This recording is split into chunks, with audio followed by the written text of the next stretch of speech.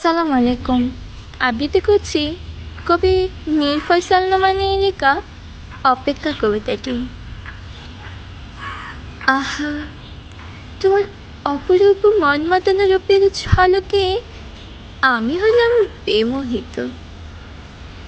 তোমার কাজলে কালো চোখে আছে কি যে জাদু, ভীষণ ভয়ঙ্কর।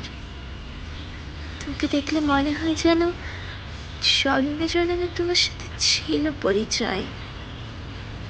তোমার তনুভরা যৌবনের উপরস সৌন্দর্যের মাঝে নিজেকে বিলীন করে দিয়েছি।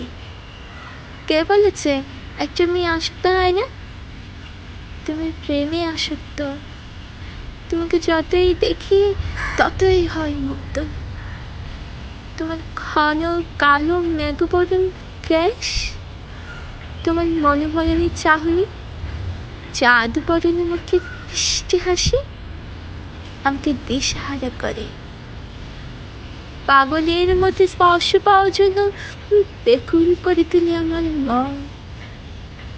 হয়তো বা দেখতে পাই না, কিন্তু মনে হয় তুমি আমার মন মন্দিরে চির অম্লান হয়ে আছো।